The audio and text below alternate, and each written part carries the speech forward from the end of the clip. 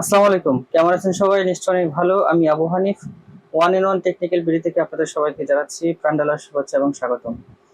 আজকে একটি নতুন ইনভার্টার রেফ্রিজারেটর প্রবলেম নিয়ে আসছি, সেটা আমাদের ওয়ার্কশপে। তো আমরা অনেক সময় দেখা গেছে ডিসপ্লেতে ব্লিঙ্কিং করলে আমরা বুঝতে পারি যে ডিসপ্লেতে কোন লাইটটা বা কোন লেখাটা ব্লিঙ্কিং করতেছে, কি প্রবলেম। আচ্ছা, যেসব ফ্রিজের ডিসপ্লে না থাকে এইসব ফ্রিজগুলো কিভাবে বুঝবে? তো এইসব ফ্রিজগুলো সাধারণত মেইন পিসিবিতে একটা এলইডি লাইট থাকে যেটা রেড কালারের ব্লিঙ্কিং করে। এখন যদি কোনটা এই লাইটটা কতবার ব্লিঙ্কিং করে বা কি প্রবলেম, এগুলো যদি না জানেন তাহলে তো সমস্যা বের করতে পারবেন না।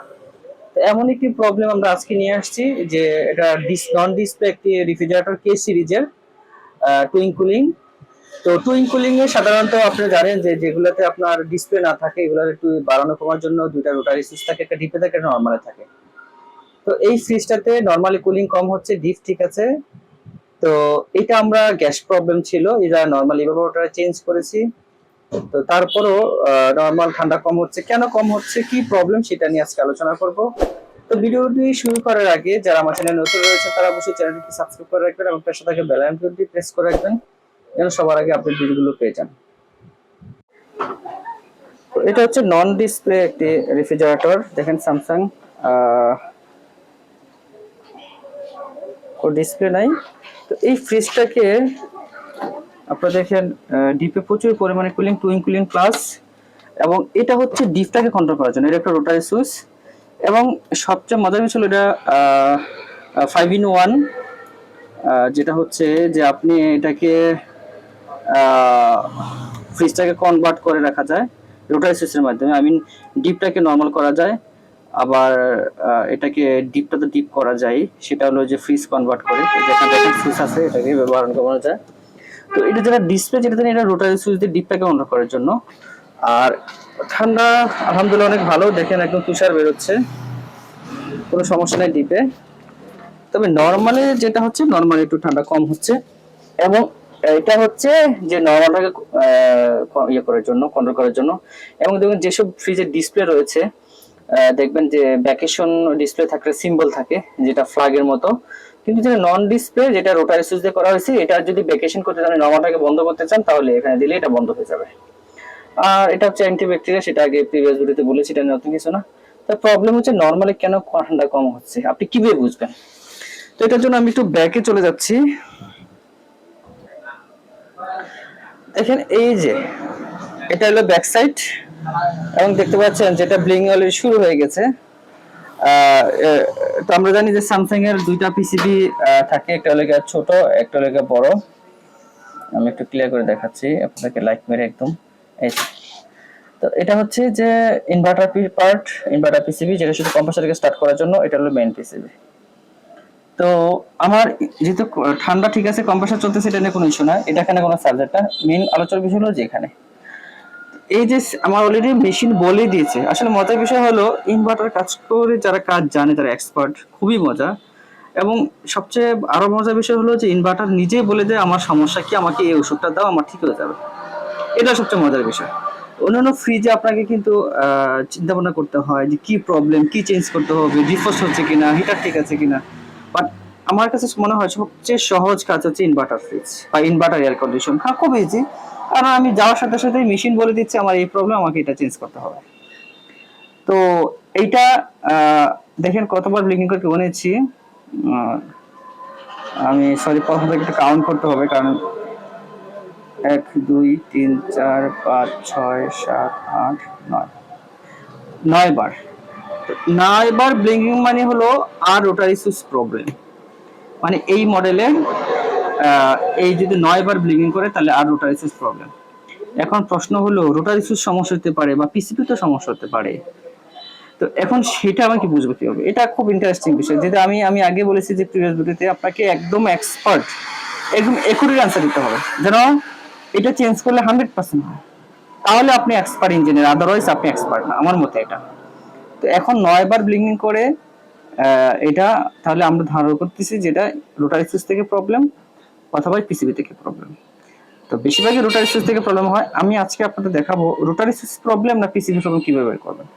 ভিডিওটা স্কিপ না করে দেখেন, অনেক কিছু শিখতে পারবেন, অনেক কিছু বুঝতে পারবেন, তাহলে আপনারা ফিল্ড লেভেলে কাজ করতে পারবেন। তো আমরা এখন এটা নর্মালের যে ইয়াটা রয়েছে, এটা বক্সটা খুলবো, খুলে রোটারি সুইচটাকে আউট করবো। তো যেহেতু খুলতে অনেক সময় লাগবে, আমরা একটু স্কিপ করে দিচ্ছি, খুলে আপনাদেরকে আবার দেখাচ্ছি, একটু সঙ্গে থাকুন। দেখেন এটা আমরা খুলেছি, দেখেন কি পরিমাণ আইস জমে গেছে। এরকম আইস করার কথা না, তাহলে ডিফ্রস্টিং ভালোভাবে হচ্ছে না বা ইন্টারনাল কোনো আরো প্রবলেম আছে। তো এইটাতে তো আইস হওয়ার কথা না, সেটা আমরাও দেখবো। তো অলরেডি এটা আমরা আউট করে ফেলেছি, এখন এটা আমরা চেক করব। এবং এই ইভাপোরেটরটাকে চেঞ্জ করা হয়েছে, নতুন লাগানো হয়েছে, এটা লিক ছিল। তো এখন গ্যাসের যে প্রবলেমটা সলভ হয়ে গেছে, কিন্তু এই প্রবলেমটা আমাদেরকে এখন সমাধান করতে হবে। তো ভাবলাম যে ভিডিওটা একটু গুরুত্বপূর্ণ, তাই আপনাদেরকে একটু শেয়ার করলাম। আশা করি ভিডিও থেকে অনেক কিছু জানতে পারবেন। তো রোটারি সুইচটা খুলে আপনাদেরকে আমি দেখাচ্ছি, একটু সঙ্গে থাকুন। দেখেন এটা আমরা খুলেছি। তো ভাবছিলাম যে এটা আপনাদেরকে খুলে একবার দেখাবো, কিন্তু একটু খোলার পরে ভাবলাম যে এটা শেয়ার করা দরকার আপনার সাথে। দেখেন এটা কি অবস্থা, দেখছেন? এই যে একদম শর্ট হয়ে গেছে। এখন প্রশ্ন হলো এটা কিভাবে চেক করবেন, কি বুঝবেন? এটা তো পোড়া ছিল বিধায় আমি আপনাকে ভিডিও করে দেখাচ্ছি শর্ট হয়ে গেছে, কিন্তু যদি এটা চেক করার একটা সিস্টেম আছে, সেটা আমি আপনাদেরকে দেখাবো। তো আমি একটা নতুন একটা লাগাবো, এখন আমি আপনাকে দেখাচ্ছি।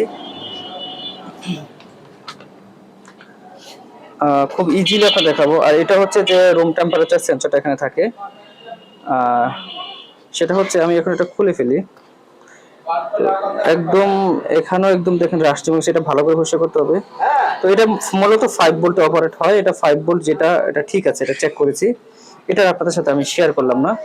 তো আমি এখন নতুন একটা, এই দেখেন আমার সাথে যে নতুন একটা আছে, এটা আমি এখন আপনাদেরকে দেখাচ্ছি। একটু খুলবো।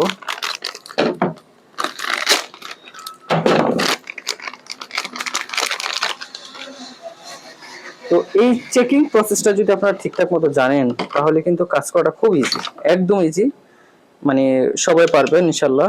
আর আমি চেষ্টা করি আপনাদের খুব সহজ বা ভিডিওগুলো করার জন্য, যাতে আপনারা বুঝতে পারেন।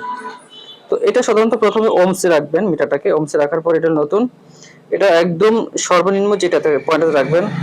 রাখার পরে যেটা করবেন, আপনি যে দুইটা পয়েন্ট ঢুকছে এখানে, এই যে এটা, এই কানেক্টরটা, ওই কানেক্টরের দুই মাথায় ধরবেন। আমি আর একটু দেখাচ্ছি আপনাদেরকে, এই যে এখানে রাখলাম, এই যে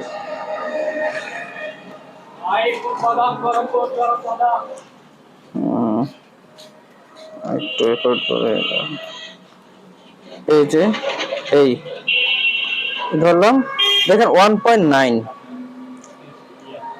খুব মজার বিষয় হচ্ছে এই, আমি একটু সোজা করে দেখাচ্ছি, এই 1.9। তো যখন আমি এটাকে এক দাগ ঘোরাবো, দেখেন কি হয়, 1.8, 3.8, সরি 3.8, 5.6। সরি, আমার একটা সমস্যা হচ্ছে, আমি আবার দেখাচ্ছি প্রথম থেকে। এই যে মিটারটা এখানে রাখলাম, দেখেন 1.9 মানে প্রায় 2, তারপরে গিয়ে 3.8, মানে প্রত্যেকটা যখন রোটারি সুইচ একবার ঘোরাবেন, প্রত্যেকটা ঘোরানোর সময় 2 কিলো ওহমস করে বাড়বে। এটা হলো বোঝার সিস্টেম। আরেকটা দিবেন, আবার 2 কিলো ওহমস বাড়বে, 5.6, সামথিং একটু কম হতে পারে, সমস্যা না। এটাকে 7.39, এখানে 10 হওয়ার কথা, কিন্তু যে একটু একটু করে কমে গেছে, 10 হচ্ছে না। এখানে 10 হয়ে চলে আসছে 10.6। এভাবে যখন আপনি প্রত্যেকটা রোটারি একটা একটা ঘোরান দিবেন ডান দিকে, এরকম আমি আবার কমাই দিচ্ছি, এই যে কমতেছে, দেখেন আবার এই যে কমতেছে, এই কমতেছে, কমতেছে। এভাবে আপনি রোটারি সুইচ চেক করবেন, মানে এটা ঠিক আছে কিনা। এই যে রোটারি সুইচ চেক করা হলো, সিস্টেম হলো এটা। তাহলে রোটারি সুইচ কিভাবে চেক করতে বুঝে গেলেন। এখানে ভোল্টেজ 5 ভোল্ট আসবে, 5 ভোল্টে অপারেট হয়। তো এই যখনই রোটারি সুইচটা ঘোরানো হয়, এই আমরা জানি যে কোনো কিছু রেজিস্ট্যান্সের মাধ্যমে কি ভোল্টেজ বাধা দেওয়া হয়, রোটারির কাজ হলো ভোল্টেজ বাধা দেওয়া। সে এটার মাধ্যমে, রোটারি সুইচের মাধ্যমে ভোল্টেজে কম বেশি করে, তো মাইক্রো কন্ট্রোলারে সিগন্যালটা যায়। তো ওই মাইক্রো কন্ট্রোলার বুঝতে পারে যে আপনি কি টেম্পারেচার চাচ্ছেন, ওইভাবে সফটওয়্যারিং করা আছে মেশিনের ভিতরে। তো ওইভাবে সে কুলিং দিতে থাকে। যখন এটা কোনো কাজ করবে না, তারপর আমি এটা চেক করে নিচ্ছি এটা ঠিক আছে কিনা। এটা আমি আপনাকে ভালো দেখালাম, আমি একদম সর্বনিম্ন করে দিলাম। দেখেন এটা শুধু 0.3 দেখাচ্ছে, 0.4, 0.3, মানে এটা নষ্ট, দেখছেন? কিন্তু এটা যদি ভালো থাকতো তাহলে আপনার 2 দেখাতো বা 1.9 এরকম দেখাতো, ফ্লাকচুয়েশন হচ্ছে, তাহলে এটা প্রবলেম, এটা বাদ নষ্ট হয়ে গেছে। তবে এটা নষ্ট হওয়ার কারণ, এখন প্রশ্ন হলো এটা কেন প্রবলেম হয়, কেন নষ্ট হয়, দিস ইজ দ্য কোশ্চেন।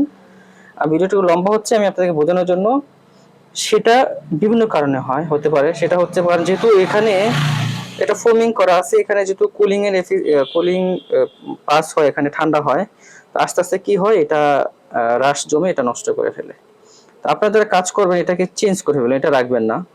আমি এটা কিভাবে কাজ করতেছি এখন আপনাদের দেখাবো, তাইলে আপনারা ওইভাবে কাজ করবেন, তাহলে আর সমস্যা আসবে না। তাহলে যদি এইভাবে আবার দিয়ে দেন, দেখা গেছে 1 মাস পরে আবার এই সমস্যাটা আসবে। তো কিভাবে এটা করতেছি সেটা আপনাদের দেখাচ্ছি, একটু স্কিপ করতেছি যেন ভিডিওটা আপনারা বুঝতে পারেন। তো আমরা দেখেন খুব সুন্দরভাবে কাজটা করেছি। এই যে এটা ফেলে দিয়েছি, একদম ব্রাশ জমে গেছে, এটা টোটালি রাখি নাই। এবং এটাকে দেখেন কত সুন্দর করে একদম কাজ করেছি, তাহলে কাজটা সুন্দর হয়, ভবিষ্যতে সমস্যা হয় না। আর এটা হলো পুরোনোটা।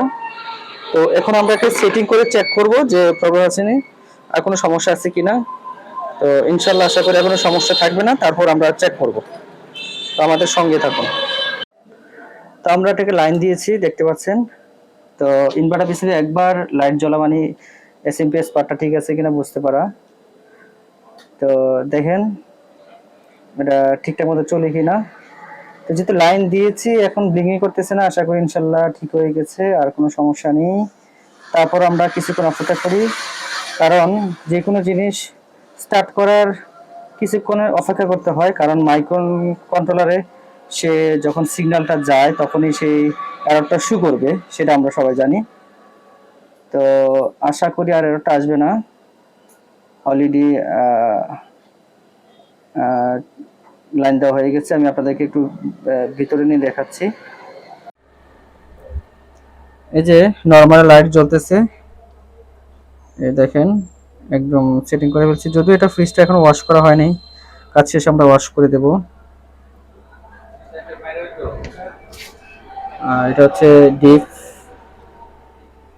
আমরা এখন ব্যাক সাইড আবার যাচ্ছি, কোনো এরর, দেখেন কোনো এরর নাই, সব ঠিক আছে ইনশাল্লাহ। তো এটা আসলে এখানে একটা প্রশ্ন, যে অনেকে আমাকে প্রশ্ন করেন, একটু অ্যান্সার দিয়েই ফেলি। সেটা হচ্ছে যে পিসিবি অন করার সাথে সাথে অনেক সময় এটা চলে না কেন। আসলে এটা যখন একটা ফ্রিজ স্টার্ট করে, কত টেম্পারেচার সেট করা হয়েছে, এটা কত টেম্পারেচার ভিতরে আছে, এগুলো রিডিং নিয়ে অনেক কিছু ব্যাপার আছে।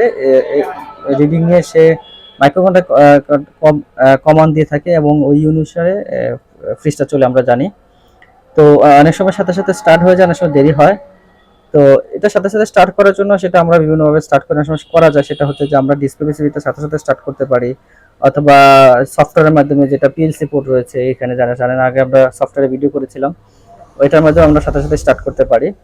তো যেহেতু আমাদের এখনো স্টার্ট করার কোনো প্রয়োজন নাই, সেটা আমরা এখন আর আলোচনা করতেছি না। তো আলহামদুলিল্লাহ ফ্রিজটা ঠিক আছে এখন। আলহামদুলিল্লাহ দেখেন আমরা কিছুক্ষণ অপেক্ষা করার পরে কম্প্রেসার চালু হয়েছে। দেখেন এখন ইনভার্টার পিসি জ্বলে আছে, মানে কম্প্রেসার চলতেছে। এটা যে ব্লিঙ্কিং করতেছিল এটা বন্ধ হয়ে গেছে, সমস্যাটা সমাধান হয়ে গেছে। তো আমি আপনাদেরকে খুব সহজভাবে দেখিয়েছি কিভাবে আপনারা এই সমস্যাটা বের করে সমাধান দিবেন। তো আমার পাশে একটি ফ্রিজার আছে, যেটা ডিসপ্লে, এটা হলো নন ডিসপ্লে, আর এখানে এলইডি থাকবে, যেটা ডিসপ্লে দেখেন চলতেছে। এই যে এটা দেখেন, এখানে কোনো এলইডি সিম্বল দেওয়া আছে, কিন্তু এলইডি নেই। এই যে আমি আপনাদেরকে দেখাচ্ছি একটু ক্লিয়ার কাছ থেকে, এই যে কোনো এলইডি নেই, কিন্তু এলইডি সিম্বল দেওয়া আছে।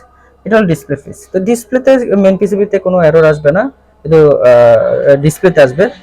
আর যেগুলো নন ডিসপ্লে, এখানে আপনার এলইডি দেওয়া থাকবে, এটা ব্লিঙ্কিং দেখে আমরা বুঝতে পারি কতবার কি কি ব্লিঙ্কিং করে, এটা দেখে আমরা সমস্যার সমাধান করে থাকি।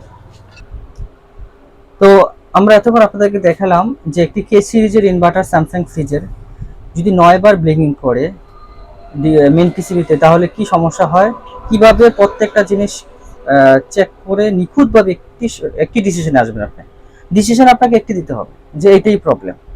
আমি আপনাকে শুরুতে বলেছি যে এই একটা ডিসিশন দিবেন, যেটার মাধ্যমে কাস্টমার বলবে না আপনি একজন ইঞ্জিনিয়ার, আপনি একজন টেকনিশিয়ান, ভালো টেকনিশিয়ান, তাহলে আপনি কাজ করে স্যাটিসফাই, কাস্টমার স্যাটিসফাই।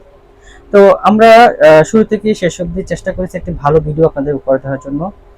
তো ভিডিওটা যদি শুরু থেকে শেষ অবধি ভালো লেগে থাকে অবশ্যই একটি লাইক দিবেন এবং কমেন্টস করে জানাবেন কেমন লাগলো, এবং পরবর্তীতে আপনারা কি ধরনের ভিডিও চাচ্ছেন সেটা নিয়ে কমেন্টস করবেন। আর আমরা অনেক কষ্ট করে আপনাদেরকে নিয়ে আপনাদের জন্য ভিডিও তৈরি করি। এইসব ভিডিওগুলো আশা করি আপনারা ইউটিউবে পাবেন না। তো আমি চাচ্ছি যে আমরা সবাই শিখবো, যেহেতু একটা নতুন টেকনোলজি শিখে আমরা ফিল্ড লেভেলে কাজ করব, যেন প্রত্যেকটা জিনিস কোনো কাস্টমার লুজার না হয়। আমি প্রত্যেক ভিডিওতে কথাটা বলি, প্রত্যেকটা কাস্টমার যেন লুজার না হয়। আপনি ভালো কাজ করে কাস্টমারের কাছ থেকে 10 টাকা বেশি নেন, কাস্টমার দিতে বাধ্য, কিন্তু একটা জিনিস নষ্ট করে ফেললে কাস্টমার লুজার হয়ে যাবে। তো এই জিনিসটা মাথায় রেখে কাজ করবেন। আর আপনারা ভিডিওতে অবশ্যই লাইক দিবেন। আপনারা যদি লাইক দেন এবং কমেন্টস করেন আমি আরো উৎসাহিত হই, আরো কন্টেন্ট তৈরি করতে আরো উৎসাহিত হই, এবং ভালো ভালো কন্টেন্ট নিয়ে কাজ করার জন্য আমার ভিতরে অনুপ্রেরণা জাগে। তো সবাই ভালো থাকবেন, সুস্থ থাকবেন। সবাইকে আবারও ধন্যবাদ জানিয়ে আজকে আমি আবু হানিফ এখানে শেষ করছি। আসসালামু আলাইকুম ওয়া রাহমাতুল্লাহি ওয়া বারাকাতুহু।